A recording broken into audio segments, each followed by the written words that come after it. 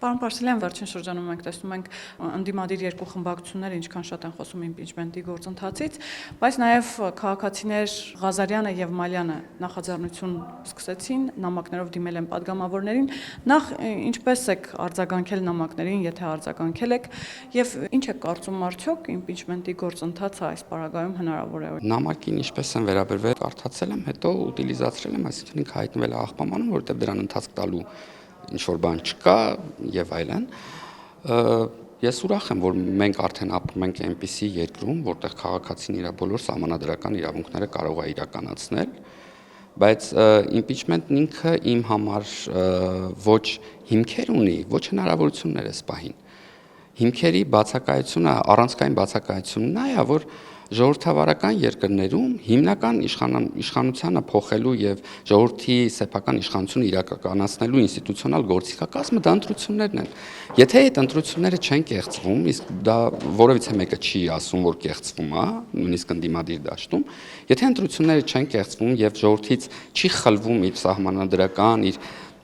ընտրական իրավունքը, անիմաստ է հեղափոխության, իմպիչմենտի եւ մնացած բաների մասին խոսել, որովհետեւ դրանք այլ ընտրանք են։ Պարոն Պարսելյան, շատ հետաքրքիր է, որ իմպիչմենտի գործընթացից ամենաշատը խոսում է պատիվ ունեմ խմբակցությունը, սակայն միաժամանակ հայտարարում է, որ չունեն վարչապետի թեկնածու։ Հայկ Մամիջանյանն էլ հայտարարեց, որ իրենք չունեն թեև վարչապետի թեկնածու, բայց պատրաստ են սատարել Ռոբերտ Քոչարյանին, եթե Հայաստան խմբակցությունը որոշի նման նախաձեռնությամբ հանդես գալ։ Նախ դուք հավանական համարում եք այս սցենարը։ Նախ նման ձևակերպում արդեն անլուրջ մոտեցում է երկրին, Հայաստանի Հանրապետության եւ Հայաստանի Հանրապետության քաղաքացիներին առաջին հերթին, որովհետեւ երբ որ քաղաքացիներին օրակարգ ես առաջարկում, երբ որ քաղաքացիներին ծրագիր ու փոփոխություններ ես առաջարկում, դու պետք է ասես ով է, ուր են գնում, ինչ ծրագիր։ Այս դեպքում մի տեսակ երբ որ ժողովրդական ձևով ձևակերպենք, ստացվում է, որ կարևորը մեզնից մեկը լինի, կապ չունի ով կլինի։ Այստեղ ավելի շատ անձնական սեփական շահերը պաշտպանելու,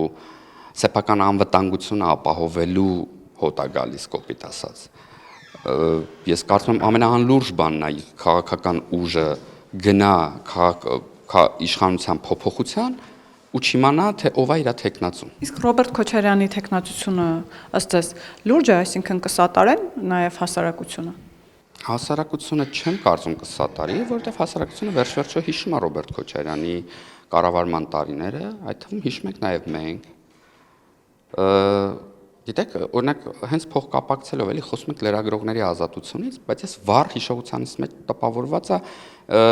թեկուզ օրինակ 2008 թվականի դեպքը, երբ որ շտաբ էր եկել լրագրողներից մեկը, ընդդիմադիր, Տեր-Պետրոսյանի այն ժամանակ նախընտրական շտաբ, Հարավարմենյան թաղամասում, որից մի 50 թե մի քիչ ավել վերև հանրապետական շտաբն էր, ու խնդրում էր, որ մեզնից որևիցե մեկը ուղեկցի իրան շտաբի մոտ, որպեսզի ինքը նկարահանումներ անի, որովհետև վախենում էր սեփական անվտանգության համար։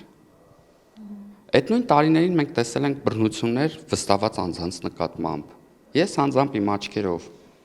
արյունոտված գլխով վստահված անձ, ծեծված վստահված անձ, այդ թվում կին, որ այդքան սիրում են շեշտել։ Այսինքն այս ամեն ինչը մենք տեսել ենք եւ շատ ամենակարևոր փաստը, որ ժողովուրդը կարծում չի գնա այդ քայլին, այն է, որ ժողովուրդը ընտրելուց շատ կարևոր է հաշվի առնի, որ իր ընտրությունը հնարավորություն տա հետագայում էլի ազատ ընտրությունների իրավունք ունենալու։ Բայց փաստը չէ, որ Ռոբերտ Քոչարյանի ընտրվելու դեպքում մենք այդ տեսել ենք 10 տարիների փորձով։ Հայաստանի Հանրապետության ժողովուրդը զրկվելու է իր ընտրական իրավունքից, ազատ ընտրություններից, այսինքն դա լինելու է վերջին ընտրությունը։ Պարոն Պարսելյան, բայց շատ հետաքրքիր է, որ Շիրակի թեմի առաջնորդն էլ վերջերս իր հարցազրույցներից մեկում նշեց, որ Հայ ազգը եւ Հայաստանը կարիք ունի իր բառերով, եթե ասեմ, տղամարդ առաջնորդի, նկատի ունենալով Ռոբերտ Քոչարյանին։ Շատ վատ է, որ սեքսիստական արտահայտություններով է խոսում Շիրակի թեմի առաջնորդը, իրենց հաշվի առնելով իր ընկերական կապերը քաղաքապետի հետ շատ նորմալ է երևի թե շատ վատ է, որ ընդհանրապես եկեղեցին մտնում է քաղաքականություն, որտեղ մենք ապրում ենք աշխարհիկ երկրում եւ քաղաքացին կարա չհարի օրինակ հայ առաքելական եկեղեցուն եւ հետեւաբար եւ ոչ միայն դրանով պայմանավորված եկեղեցին քաղաքական խոսք եւ քաղաքական մեսիջներ հղելու ընդհանրապես իրավասություն չունի։ Եկեք չմոռանանք, որ այդ կրոնը Հայաստանի Հանրապետության առանձին կրոնը չի կամ Դա էլ մի կողմից։ Այսինքն սեր, այսինքն համամարտկային արժեքներ քարոզող կրոնի ներկայացուցիչը իր խոսքում ազգայնական տերմիններ է օգտագործում, խտրական խոսքատեր, թիրախավորումներ է անում ու մեկնաբանելն էլ մի տեսակ կստացվի, որ մենք եկեղեցուն քաղաքականացնում ենք ու սա կլինի ամենամեծ վնասը եկեղեցուն։ Իրականում այս պահին երևի թե մենք մեր այդ դիրքորոշման կարանք փրկենք եկեղեցուն նման հոգևոր հայրերից։ Պարոն Պարսելյան, բայց մենք տեսանք, թե ինչ տեղի ունեցավ Գյումրիում, երբ հստակ եկեղեցին եւ կոնկրետ եկեղեցականներ իրենց դիրքորոշումն էին ասում, սատարում էին, անգամ Ստալինին էին հիշում։ Կարող ենք ենթադրել, որ եկեղեցին այս դեպքում եւս 2026 թվականի խորհրդարանական ընտրություններին հայտարարությունների տեսքով նույն սատարման տեսքով մասնակցություն ունենալու է։ Կարծում եմ կունենա, որտեղ եկեղեցին ոնց բոլորս ենք տեսնում, որ ինքը քաղաքական հայտ ներկայացնում է։ Եկեղեցին քաղաքական հայտ ներկայացնում է եւ ինքը անդադ այդ փորձելու է, բայց դրանից դուժելու է միայն եկեղեցին։ Դրանից դուժելու է եկեղեցին եւ հատկապես եկեղեցու ներկայացուցիչները։ Արդեն իսկ գնում է նրան, որ շատ եկեղեցու ներկայացուցիչներ չեն ասոցացվում եկեղեցու հետ հավատացյալ հանրույթի կողմից։ Չէ՞ մենք լինում ենք ժողովրդի մեջ, խոսում ենք, չէ՞, տեսնում ենք իրանց վերաբերմունքը եկեղեցուն, հավատքին եւ առանձին հոգեվորականներին։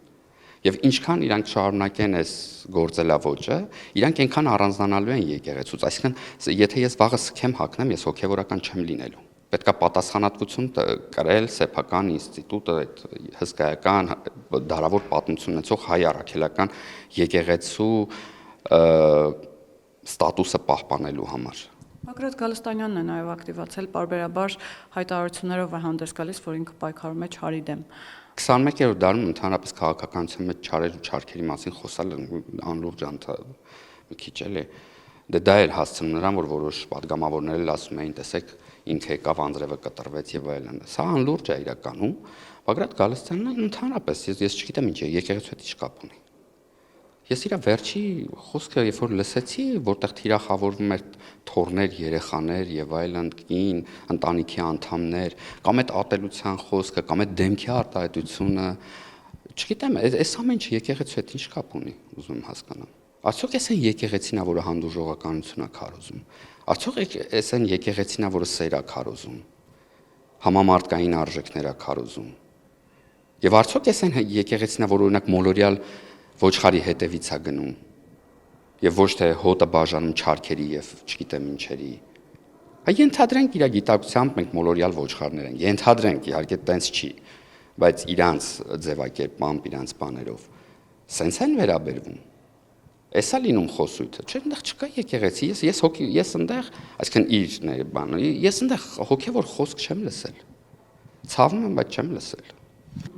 Իսկ Ռոբերտ Քոչարյանն ու Սերժ Սարգսյանը ամեն դեպքում համակիրներ են, թե ճակերտավոր ասած հակառակորդներ են։ Իրանք ավելի շատ իրանց արածի հավասարապես պատասխանատվություն կրողներ են ու ինչքան էլ իրանք ունենան խնդիրներ իրար մեջ, այս ընդհանուր մեղքը ասեմ, քաղաքական մեղքն ասեմ, չի թողելու իրանց ամբողջապես բաժանվել իրարից։